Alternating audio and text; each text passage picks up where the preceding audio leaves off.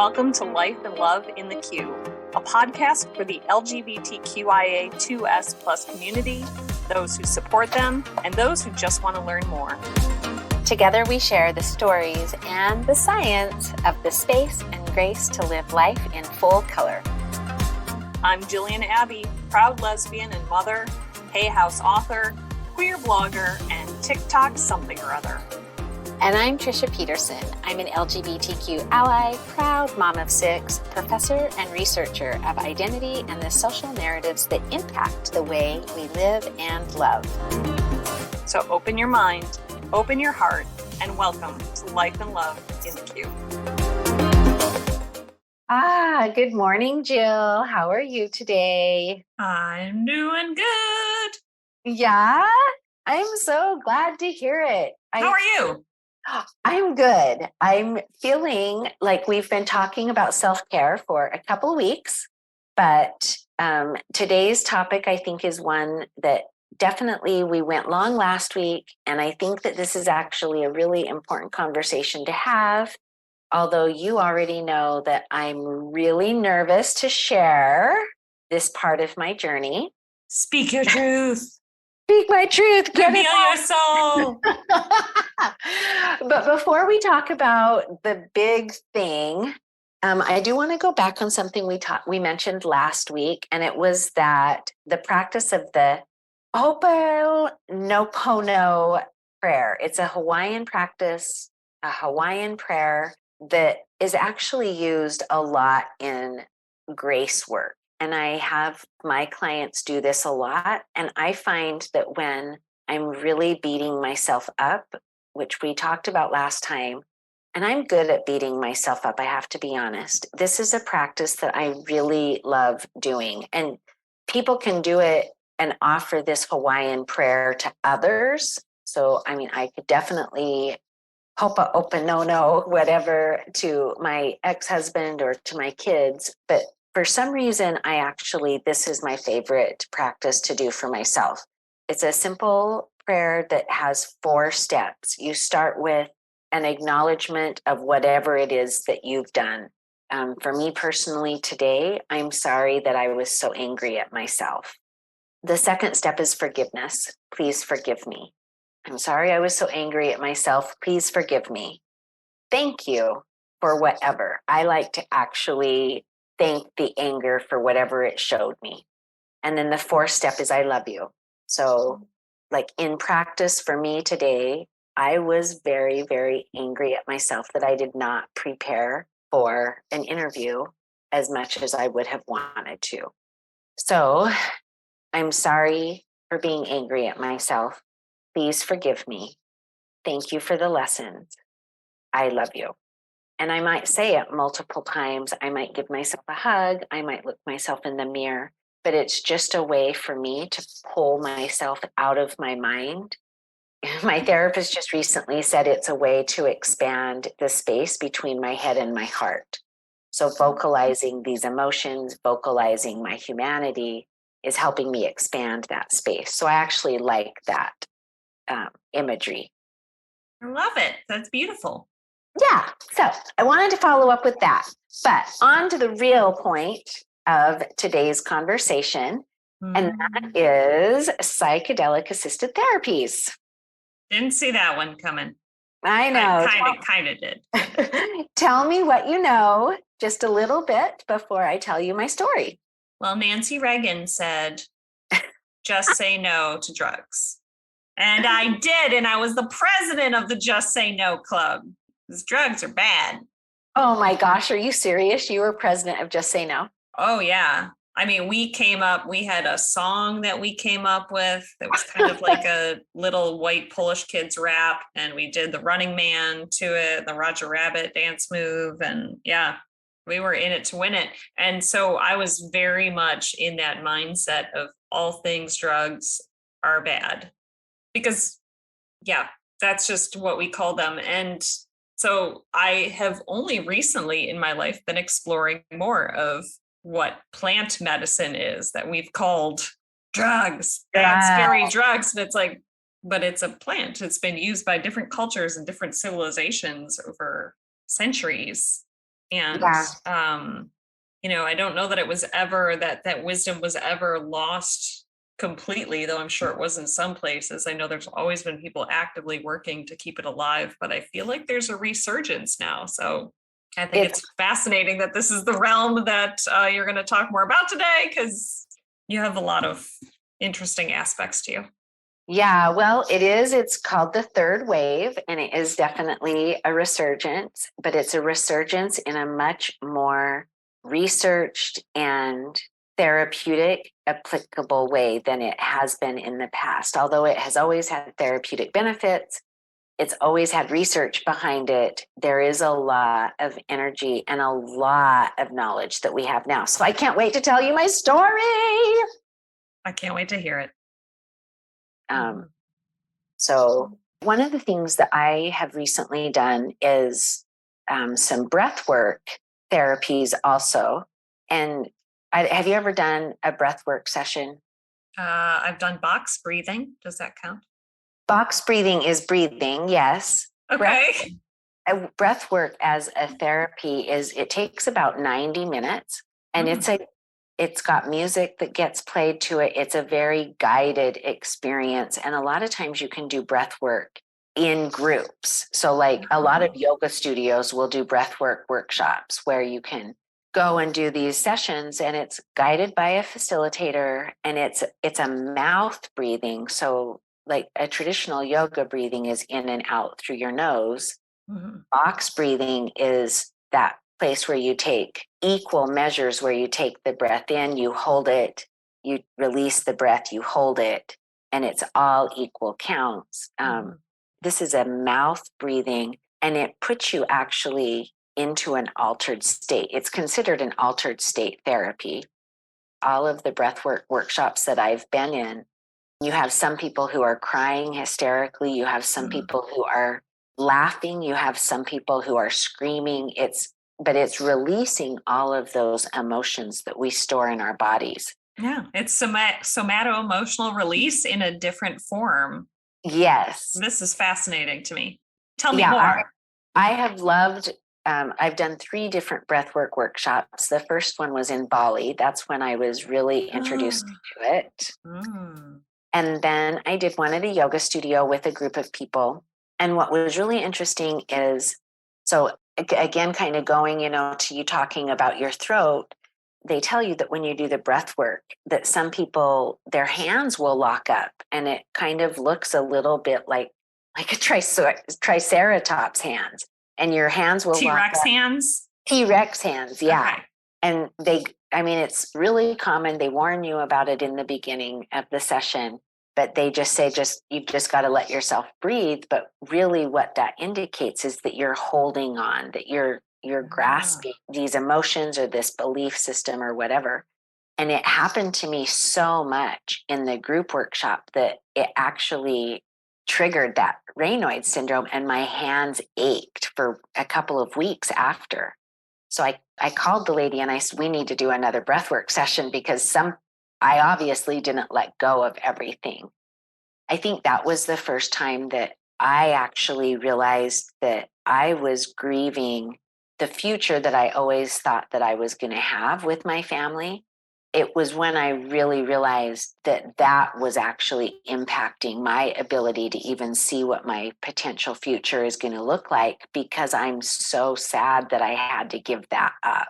And so it was, but I don't think I would have been able to get to that without the breath work, because I think my mind was trying to protect my heart so much. And as I think about the people that I talk to specifically who are religious folks, and I do end up talking to a lot of Mormon mothers who, they're in the exact same situation. When our kiddos come out as LGBTQ, there is a huge change. And I know for me personally, I've been silenced as I try to express very often that I totally want to support my son. I'm totally excited for the future that he's going to have, but I've really had to mourn this vision that I had of my family. And it's not that I'm trying to begrudge him his future, but I still have to be able to mourn that for myself. And I do think that a lot of,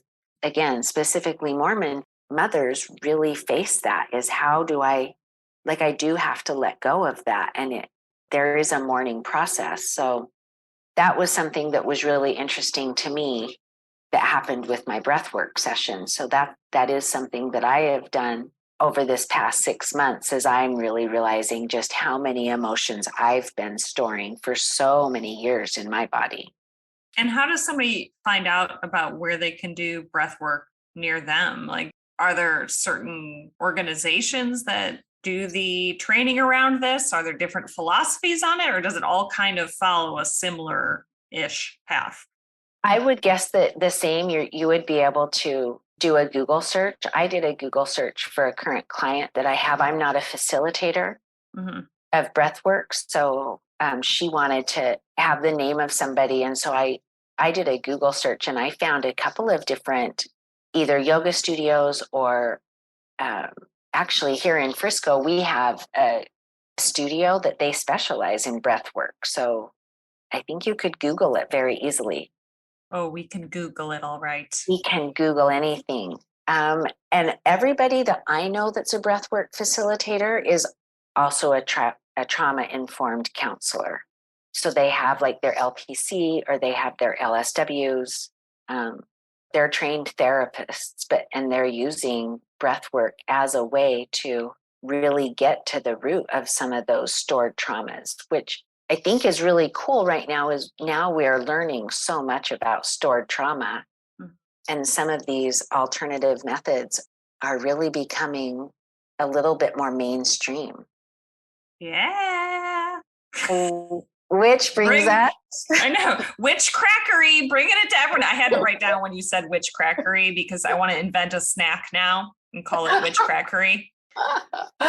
Yeah. So I love that we are bringing witch crackery to the masses. I do too. So that brings us to the next one that we are going to talk about, which is definitely an alternative. I'm not sure that it qualifies as self-care. I think it qualifies as an alternative healing method for that stored trauma. Are you talking about vibrators now? Ah! No, just kidding. Nope, that's not where my mind went. Nope. Wasn't it on our podcast that I admitted to be one of only 2 living prudes left in the world? Goodness, oh man, so many offshoot episodes from here. Okay, no, I'm sorry. Please continue. Please continue. Please continue. Not a vibrator. Not a vibrator. Form of assisted self-care. Oh, Jill, you just made me giggle. It's witch crackery. It's witch crackery. Well, so the other thing that I am just starting to really understand, I just finished my own certification in this, is the psychedelic assisted therapies. And I know that they're pretty controversial in some circles. So our listeners might be just like that man and now discredit everything that I have to say for the rest of the world. I don't know though, because so I think it's so fascinating that you're talking about this, because Hay House just did a week-long series a few months ago about psychedelics, and had all different doctors and researchers and different therapists and practitioners speak about it. And it was fascinating because I didn't realize how much misinformation that the Just Say No campaign of like the 90s or 80s or whenever that was, like all of this information that we were fed about psychedelics, where it's like, this is plant medicine. Anyways, please continue. Now you got me hooked. Well, so yes, and I totally agree. And not just Hay House did one, but Sounds True just did one, which is another big publishing house that does a lot of self-healing, a lot of self-help type publications and workshops and courses. There's the video How to Change Your Mind, or the series on, I don't even know if it's Hulu or Netflix or whoever, but How to Change Your Mind, I think it's 7 episodes.